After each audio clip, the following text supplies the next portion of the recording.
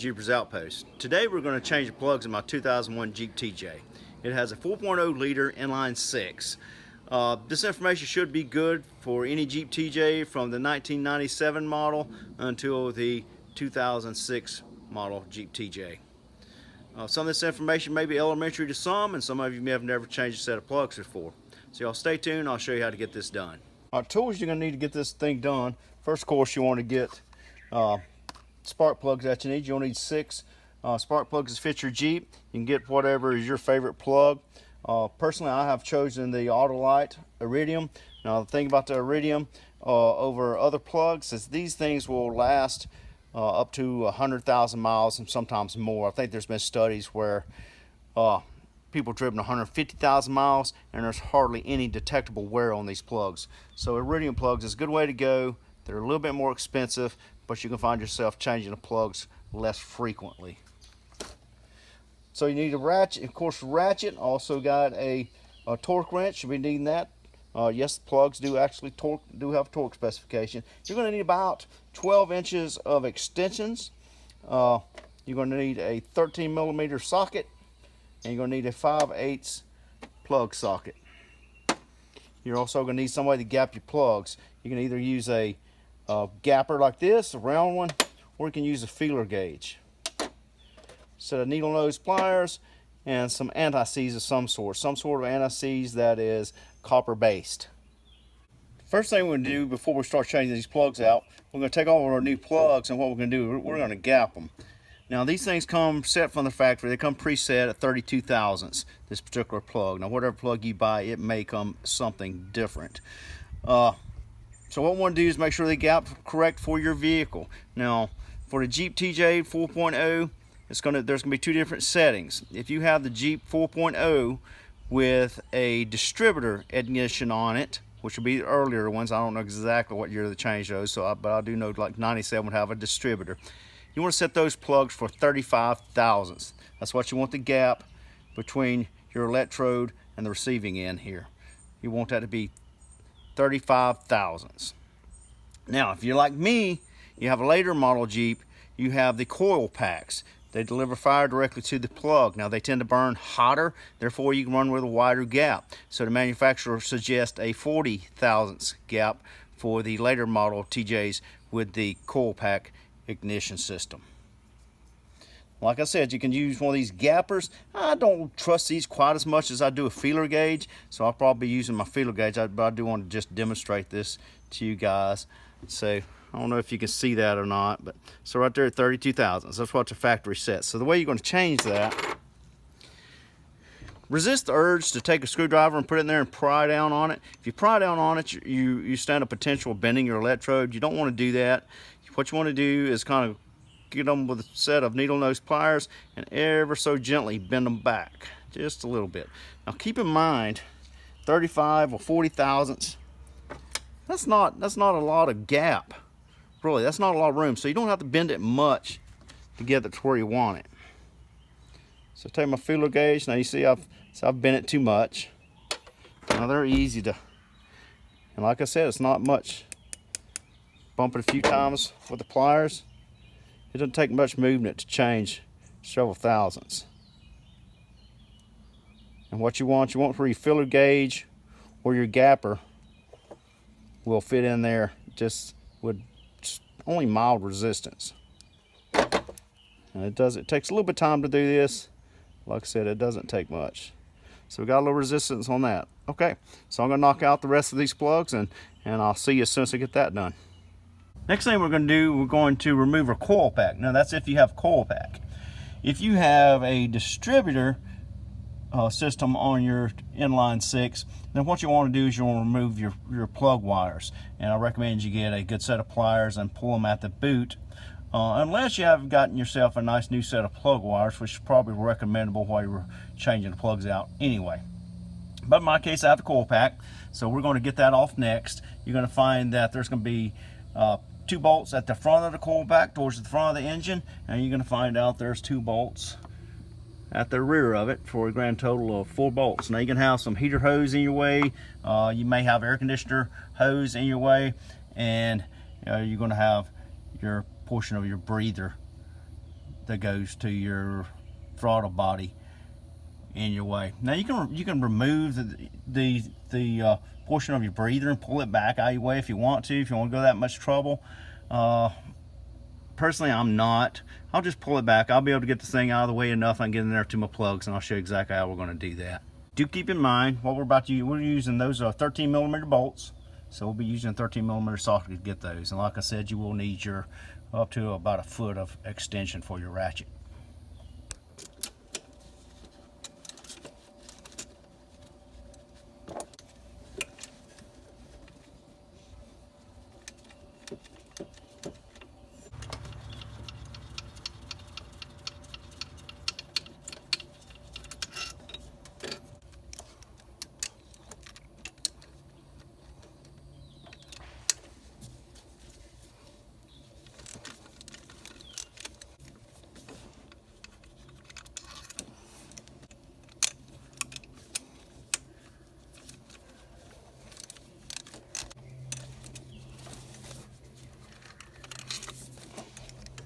Now we've gotten our bolts out, so next thing we're going to do, we're going to gently kind of wiggle this coil pack free of our plugs. Now keep in mind, they're inside the boot on these things.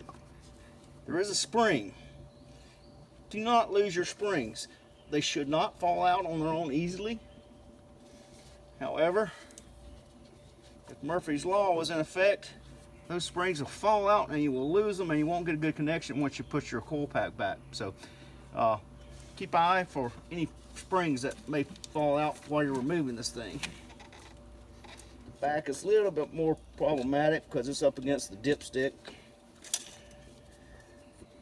So what I'm doing, so I moved it forward a little bit. Kind of got it tilted up just a bit so lessen the tendency for those springs I was telling you about to jump out. Alright, so we got that out of the way. Now we're going to get those plugs out. For that we're going to use our 5/8 socket, plug socket, hopefully. Your plug socket, you can use regular 5/8 if you want. The plug socket's got a little rubber boot in there that kind of helps grab a hold of the plug for you so it won't slide out. Now you can kind of gently push your, if you have the air conditioner, push the hoses to the side. Now you want to be gentle with these plugs. You can't break these things coming out. If they've been in your Jeep for a long time, they will rust in there and you can break them. And that's a whole nother video. So use firm pressure, but don't go nuts trying to get it out because you will break it and you will regret it.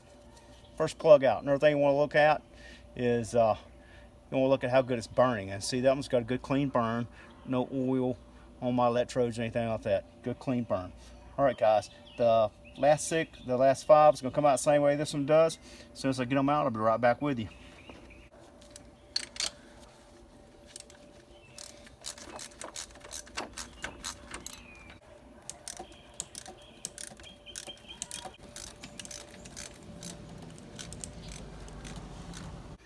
Alright guys, got all the plugs out. So I want to show you something while I got them out. So I looked at all the plugs, they all got a good burn, so that means that my coil packs are working well. So as I was telling you earlier, have a 20,000, well, it's supposed to have a 40 thousandths gap for this particular Jeep. So we're around 60 thousandths on this. So likely that 20 thousandths has burned off from this electrode from its lifetime. So that's why it's important to get these things changed. Otherwise it was getting a good burn, it had way too much of a gap. So we're putting the new ones in there. It should not that it was running badly, but it should give me maybe a little better gas mileage and smooth the running performance. One other thing that happened while I was taking it off is, like I said, Murphy stepped in as I was taking one of my plugs out. My ratchet slipped and broke my dipstick, top of my dipstick off. All right, before we put these plugs in, here's what I want to do. So I told you these things, they can last upwards of over 100,000 miles. So what I'm doing, I'm putting this copper-based anti-seize on here. Be sure you don't get it along the electrode or any, up top. Just want to put it around the threads. We're going to do that because these things, they stand at 100,000 plus miles. they have a lot of potential of rusting into the cylinder there, and you don't want that. Then they won't come off. Now again, make sure you get a good copper-based anti-seize. So what I'm going to do now, like I said, I recommend you get a good 5/8 plug socket. If you don't have that, something that you can put the plug in and it'll stay in place. You can get something like a 3/8" fuel hose, and you can put it over the ceramic part of the plug, and you can get them in there. Okay, now what we're going to do, we're going to put these plugs back. Now be very careful when you put them in. You don't want to bend that electrode down that we spent all that time adjusting. You want to gently turn them, kind of wiggle a little bit to see if they're catching threads. If you think you cross thread, just back it up and you can turn it, and you'll feel it kind of drop back in there, and then start turning it clockwise again till it tightens down.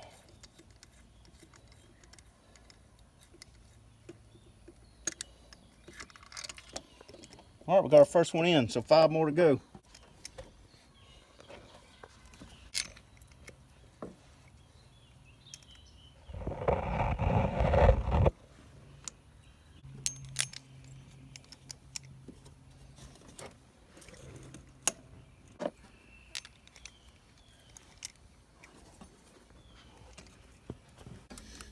All right, guys, so I got the plugs in hand tight. Now we're going to torque them down. Now your plugs are going to torque down to 22 foot-pounds, which isn't much.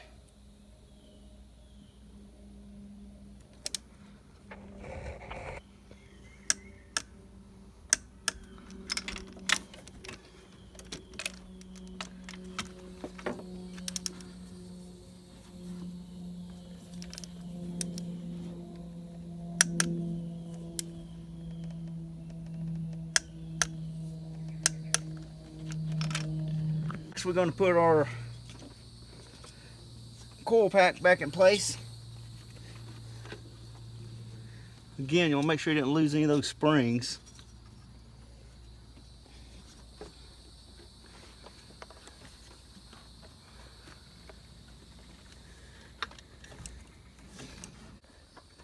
I want to push down on it firmly.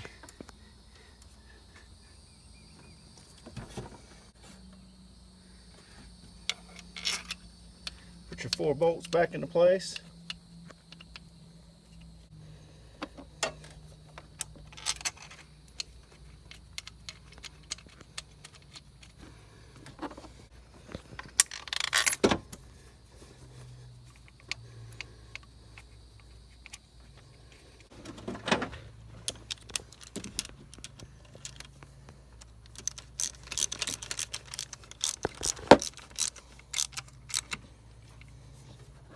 I'm not torquing these down, I'm just going to put them in there firmly.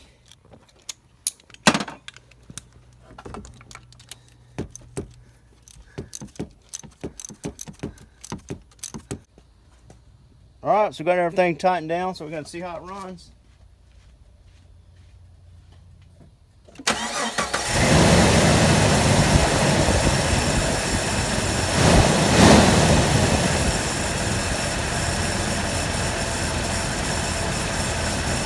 Got a nice smooth idle. Things running great. So hopefully we get a little bit better performance, a little better gas mileage out of it, hopefully. Only funny sound I got is a idler bearing is going out, and we'll do that next. Okay guys, that does it for how to install a set of plugs in your 4.0 6-cylinder. Hope that was helpful to you. Hope you learned a little something. If you like what I'm doing, like and subscribe. We'll see you next time on the trail.